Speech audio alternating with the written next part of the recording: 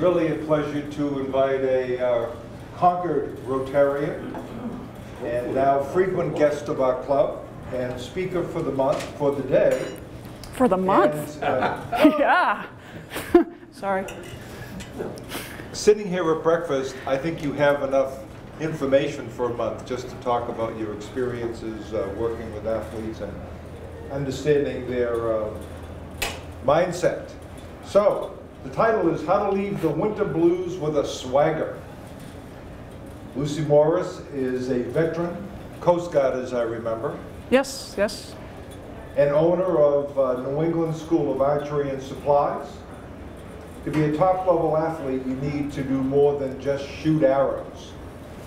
Lucy has studied elite athletes, coaches, millionaires, owners of car dealerships, to learn how they eat. I didn't say that. Sleep, think, I'm ad-libbing a little bit, and other rituals like their morning and evening routines. With this information, Lucy has learned about elite performers. She has created a program that will not just help athletes perform at a higher level, but will help you and me. And me. And me. Overcome the winter blues or bring our lives to a higher level of excellence. So let's everybody please give Lucy a warm welcome. Lucy. Thank you.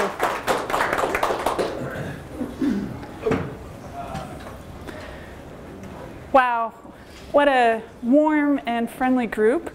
We get to eat good food and have good fellowship here at the Concord capital area, Concord, capital city.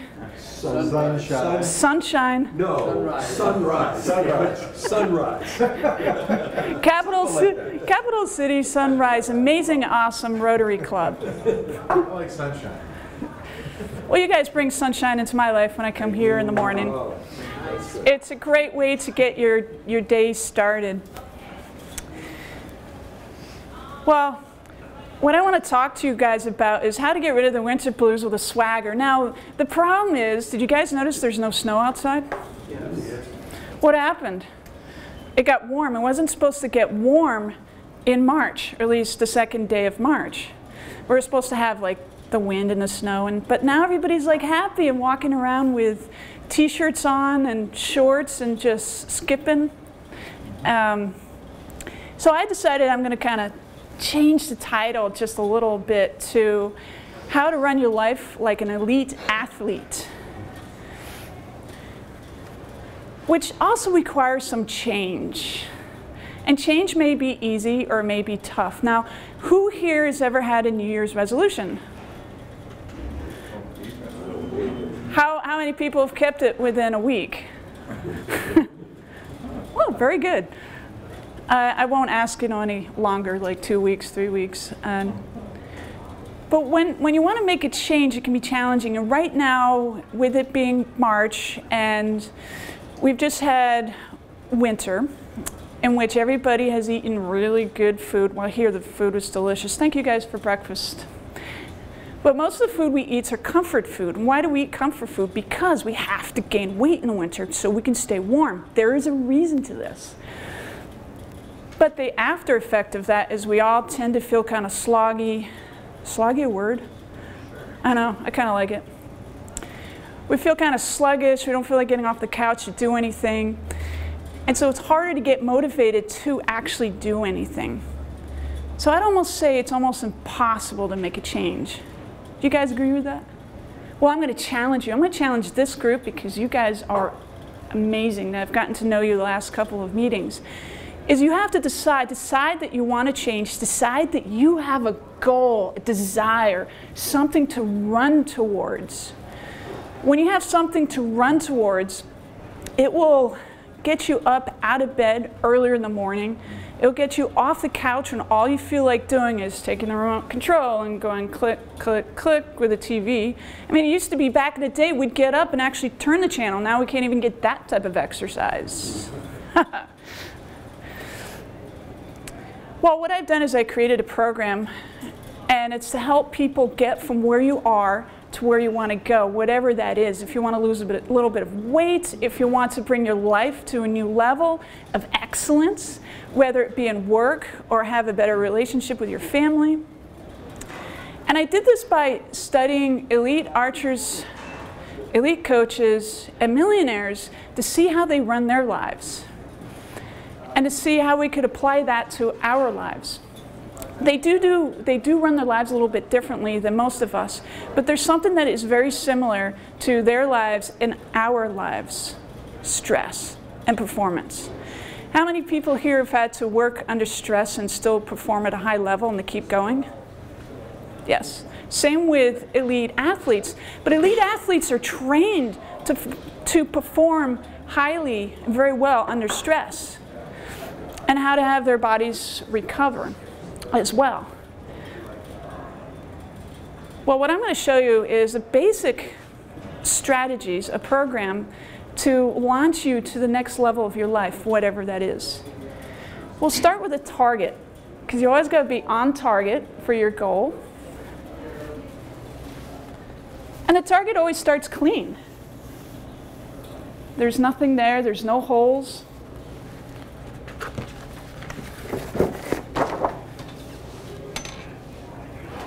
And then the target gets holes in it as you go for your goal. And this program, I'm just calling it Deems and R. D is downtime, which is in the white.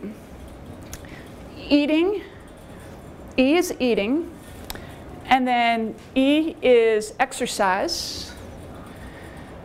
M is meditation. And then in the middle, self-talk. I almost think self-talk is probably the most important, because you can self-talk yourself out of anything or into eating that really good big cake. I like chocolate cake, by the way. So once you've gotten that, you got to the center, and then you can bring everything together with routines, your morning routine and your evening routine. Can everybody see that okay over there? Okay, wonderful.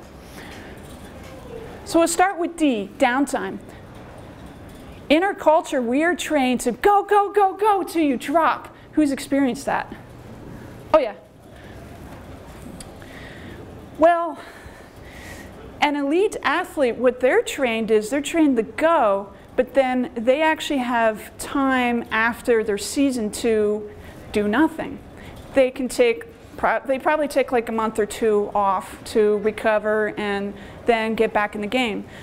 Now, if anybody here, any of us, if we had like a 90-day project in which we needed to go till we dropped, basically, if you told your employer you needed a month off, what would your employer say? Ha, see ya. So what we want to look at more is in, say, a 90-day plan of how to run your day, so that once you get to the end of that major project you've done, you actually still have energy and you still feel good. And while you're going through the process of doing this project for 90 days, that your family still likes you too. Simple technique for downtime.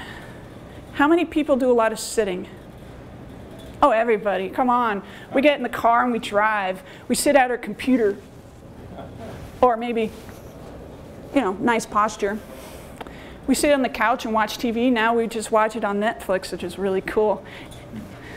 Can watch like seasons and seasons of one show in like a day. Well, not that much, but you know, a couple days. Your brain is a muscle like your arm. If you went to the gym and you're just doing curls, you would do curls and then you'd stop. You let your arm rest, you let that muscle rest, and then you do curls again. Oh, you know, you guys can feel the weight, right? Yeah. And then you let your body rest. Well, our brain is also a muscle, but we don't think about it. We think, oh, we can just sit at the computer all day, and then 5 hours later we're exhausted, or drive for 3 hours and not get out and take breaks. If you do something as simple as every 60 or 90 minutes, get up, roll your shoulders, go for a walk around the building, pick up a book and read for 3 minutes. Basically, disengage your brain from work That allows your brain to actually relax, think about other things, and actually when you do that, you can have other thought flows that come through your mind to help you actually with work or with life or with anything else. And by the end of the day, you'll actually be more energized than you would if you had not done this. You might still be tired because you work hard, but you'll have more energy. Downtime when you get home, separating yourself from work. We all have, you know, these cell phone thingies that bang, bang, and pop and explode sometimes in your face, you feel like. Well, you make a decision between, say, 7 p.m. Does that sound good, you guys? Mm-hmm. Between 7 p.m. and 8 a.m. the next day that you will not look at work email. If you look at work email, what you do is you look at, it's not just looking at it, you start thinking about it, and then you're home and you're not at work, but mentally you're still at work. When you give a break from work and let your mind just be totally present with your family, your friends, or whatever you're doing, what happens is, one, you're giving your brain a break, downtime. You also might find that over time you'll have more creative ideas that will flow through your mind because you're not just focused on that project. Deems and R. The next one is eating. Yeah, who likes to eat? 2 hands up, I love it. Everybody should be putting 2 hands up because I love to eat too. The thing about eating in our society is we have all these chemicals in our foods that make us really crave the food, which makes it kind of challenging. So you got to decide, okay, I want to eat clean I'm just going to try it out for 10 days. And during that 10 days, what I'm going to do is I'm going to pick one day. Who likes Friday or who likes Saturday? Raise your hand. Cool. I kind of forced you guys to say that. Yes, I like Saturday because she just told us that. Well, you got to pick a day that actually works for you, where you can plan out your food, cook, and put it in the freezer. The kind of foods that I'm talking about, you want it to be clean food. No sugars, no processed foods. Now, processed foods, I'm including like packaged foods that you can put in the microwave, and potato chips, Doritos, things that are processed. And what you want to do is also take a journal and write down how you feel when you eat these different foods. And when you really get into it, what you can do is take a cheat day. That one day when you decide to eat whatever you want. If you had this craving during the week for this absolutely amazing cupcake that the Concord Co-op makes. Concord Co-op Bakery is pretty amazing. Decide that you're going to eat that on your cheat day. And then by the time you get to your cheat day, you might not even be interested in eating that cupcake. Exercise.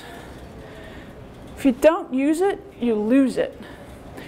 2 years ago, I had injured my back. I didn't realize it. I thought I just had a shoulder injury. I really couldn't do anything. Like, I couldn't stand up here and speak in front of you guys because just breathing deeply hurt, and it was really kind of scary. And it's taken me about 1.5 years, 2 years to recover from that. Last spring, I decided to go to White Mountain CrossFit and start working out. What I learned from, well, what they do is they have a coach work with you one-on-one. When I was working with the coach, I found out that I had not just lost some of my muscles, but also mobility. And it snuck up on me. We all sit, as we just said earlier, is when you just sit all day and you don't do a lot of stuff, you actually lose a lot of your muscles and mobility and strength. I mean, I want to be able to do a squat privately and not have anybody help me out. There's certain things you like to do in private.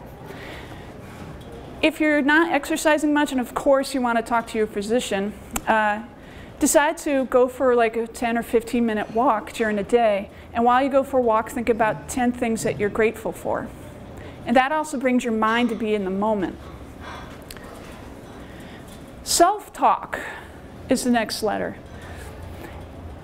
Most of us talk to ourselves in a way that if our best friend talked to us like that, they would probably not be our best friend. Does anybody ever listen to how you think and what you say to yourself?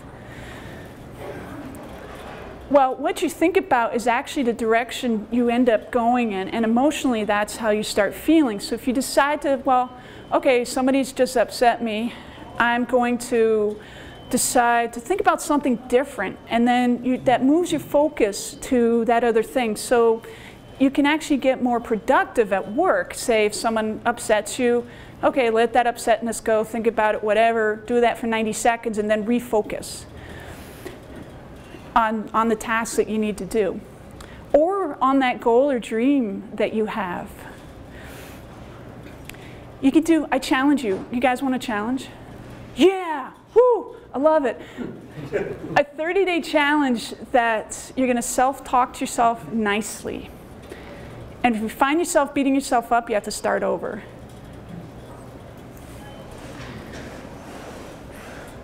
Morning routine and evening routine. I call it DEAMS and R. It should be rest and relaxation, but I'm calling it morning routine and evening routine, and that's where you can combine everything together. Downtime. You decide to actually go to bed early and get up a little bit earlier so that you can get ready for your morning routine. And then in the evening, before you decide to go to bed, several hours before, turn off all your electronics. Now that might be a little drastic. So you want to turn off your electronics and make it so you're not checking your emails, you're not doing things like that, and you have more quality time with your family. When you go to bed, as you're lying there, think about something that actually makes you feel good. Like your goal, your dream, or some really amazing idea, like, yeah, whatever it is. If your mind starts thinking about all the things at work, I don't know for you guys, but that happens to me, it's decide, okay, I'm going to solve the world problems tomorrow, not today at 10 o'clock at night. When you wake up in the night, when you wake up in the morning, jump out of bed. Yeah! Put your shoes on. Put a jacket on.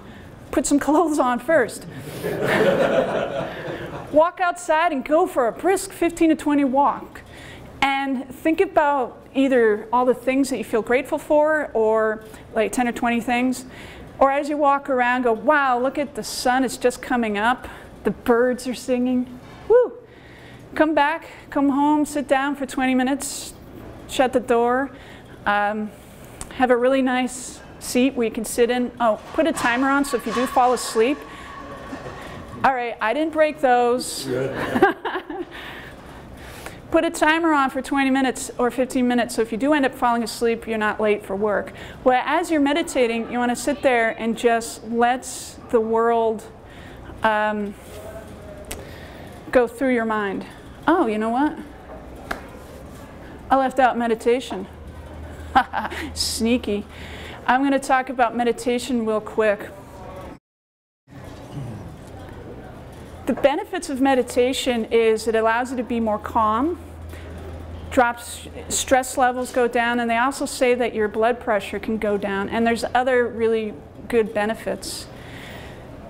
My experience with meditation is I went to the Zen Mountain Monastery in New York, and I took a Kudo class, which is an ancient form of archery, and they integrate you with the monks.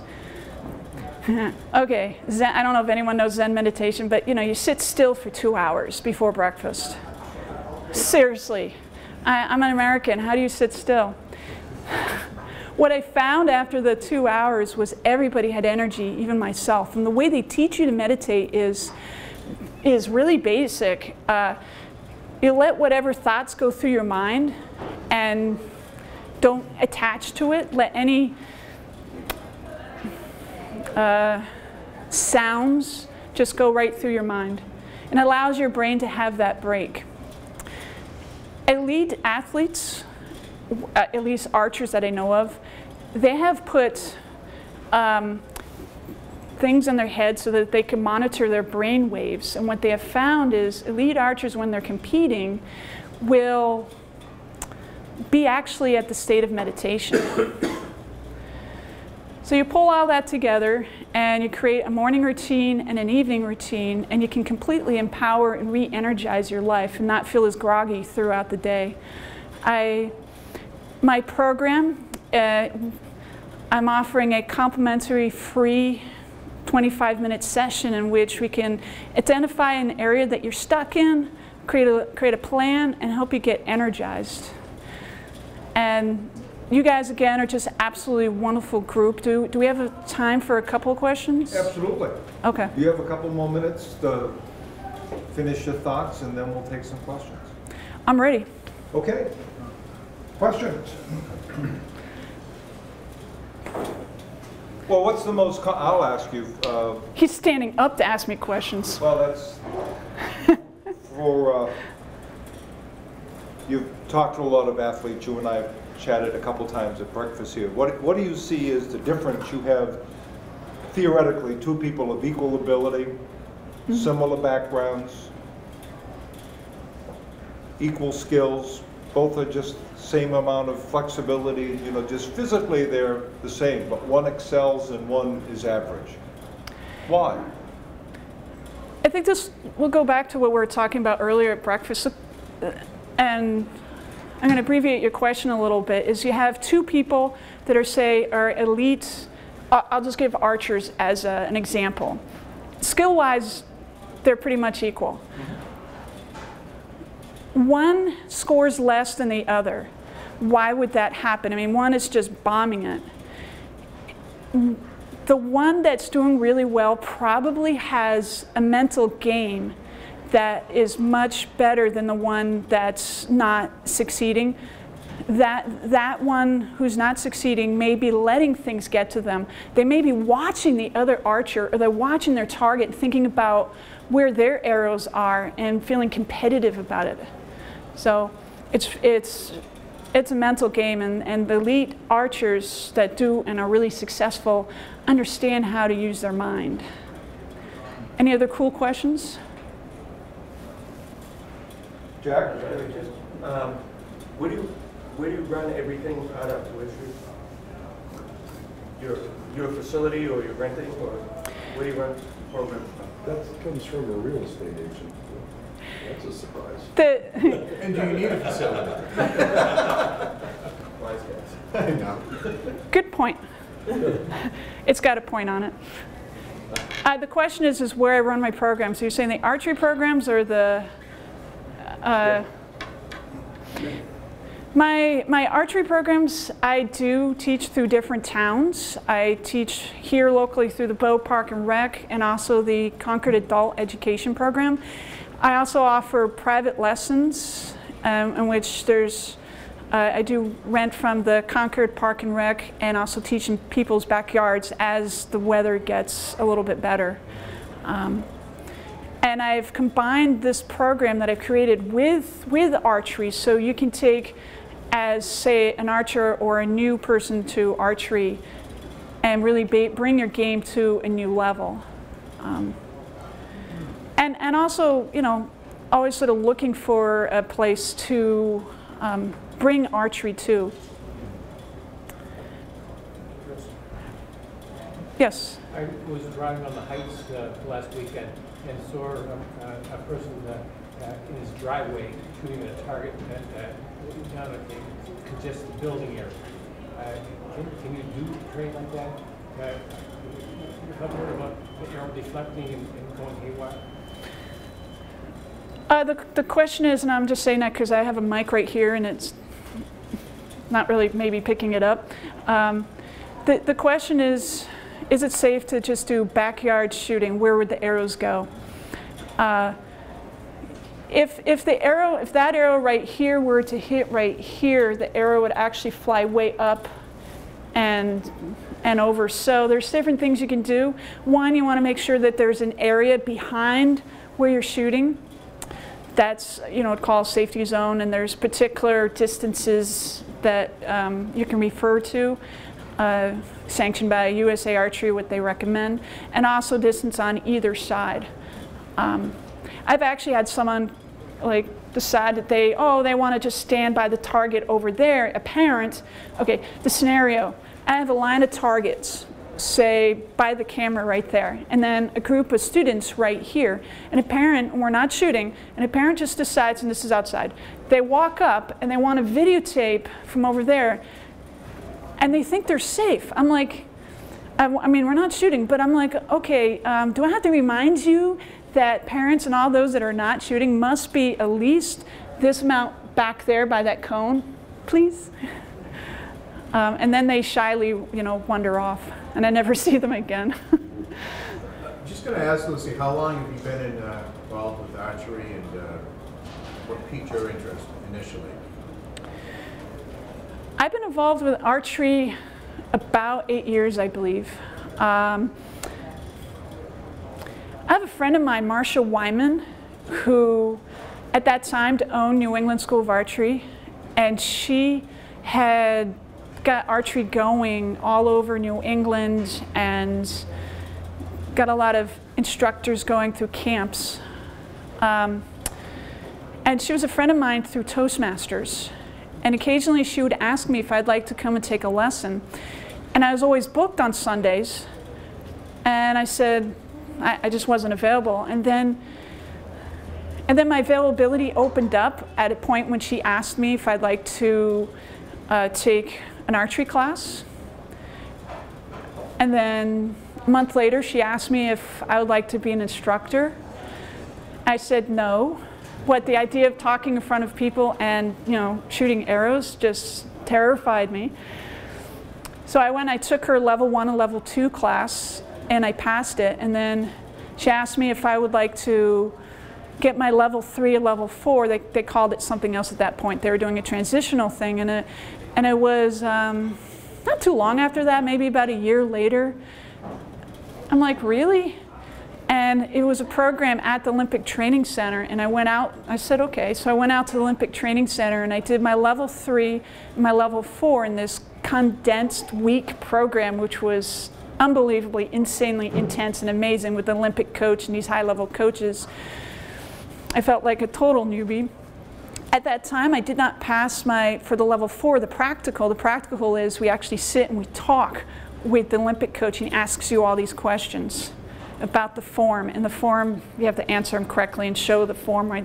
We don't shoot an arrow, we just actually answer questions. And he said I wasn't quite ready at that time. He said, why don't you come back in 6 months or a year? And I came back in a year. I was so excited. I'm like, I've been invited back, yes.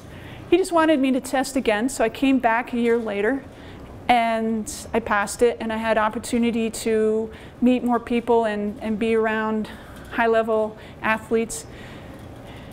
And one thing I took away from that, I know this is a little bit longer than the answer to your question you thought I would give, is that when you think an opportunity has not happened, like when I didn't pass my practical of my level 4, it actually didn't upset me. I had this opportunity to come back. So when you think that there's something that's, a disappointment or a door closes, really that door is swung the other way. And if we want to get in touch with you, Lucy, do you have a website or something we can go to? Yes, you can reach my website at I have 2 websites, theflyingarcher.com. Also, I have another website which is nearchery.com, and you just type my name in, Lucy Morris. I'll come up. You just Google. And well, thank you. Great question. Thank you. Great job. Thank you. Appreciate it.